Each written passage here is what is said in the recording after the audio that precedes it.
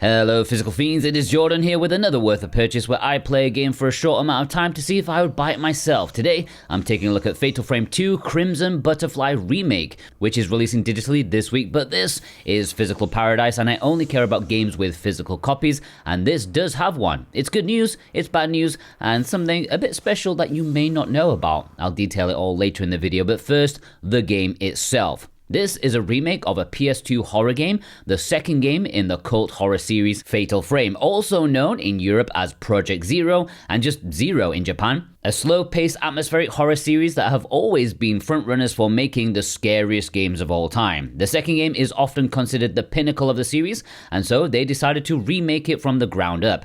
And yeah, playing on PlayStation 5, it's looking good. The atmosphere is incredible. It feels heavy and suffocating. Okay, the film grain isn't implemented as well as previous titles, at least from my memory. Maybe playing it on more powerful consoles made it stand out more, but I could have sworn it worked better in previous releases. According to Koei though, they are working on a toggle for it as an update, so if you hate the film grain, you can turn it off soon. The gameplay has you exploring a village that was long thought disappeared. You and your sister solve the mysteries behind it with a fascinating story. There is English voice acting, which, I'll be honest, I think is a bit rubbish, but what is a Japanese horror game without some ill-fitting English voices? You can play it in Japanese if you want. In this remake, there are now more side stories to go off the beaten path, and the game will happily show you that. Nothing like being immersed in the eerie, mysterious world by having a big new side quest mission update pop up, but at least there's more content for fans of the original game and more endings too. The gameplay element is fighting the evil spirits that want your blood, usually at the perfect moment that you want to do something plot related. The series of staple combat has you fighting off the ghosts not with machine guns or holy water, but with a camera. You take photos of the ghosts as they attack you. The more in focus they are, the more body parts are in frame, and if they're in attack mode, the more damage you can do. Honestly, I think they've overcomplicated it a bit. You're managing ammo, filters, special attacks, zooms, focus. I feel like it wants me to be doing some 360 no-scopes. They're trying to evolve what I don't think needs evolving, but then again, it feels like I've said that before. It's fine, don't get me wrong. I just don't think it's necessary to have all these extra things to think about during the heat of battle. And despite all of these abilities and equipment, some fights do go on way too long, to the point of making encounters less scary than they could be. It's scary at first, but when you're taking a photo, dodging, running to the other side of the tiny room and take another photo, rinse and repeat for 15 minutes, it gets boring. It loses its impact.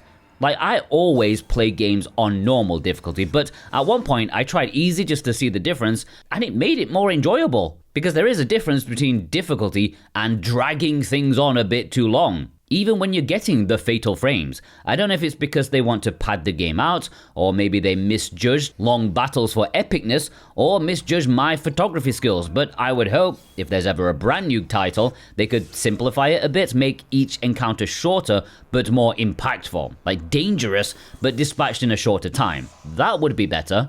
And this is just a criticism in the hopes of making things better. The game in itself is good, it just could be better. I know some people consider this to be the greatest horror game ever made, but with how long the fights go on for, there is no way, okay? It stops being scary. In terms of the physical release at retail in the West, this is getting a physical release on PlayStation 5 and Xbox Series X. Sadly on Nintendo Switch 2, it is a game key. Boo! If you want a standard retail release, I've linked them down below where you can pick it up easily and support me at the same time.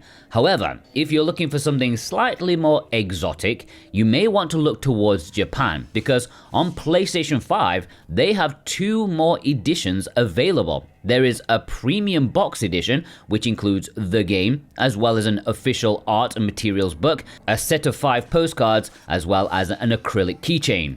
Then there is a collector's box, which includes the same stuff as the premium one, but in addition to that, it also includes an LED frame light box, whatever that is, plus a cooling towel, which looks terrifying. If you want to import any of these from Japan, I've linked them down below too, and you can get 5% off with my code Jordan2026. That's for Play Asia, but make sure to click my link first, and yes, they will play in English, and will play on your American PS5.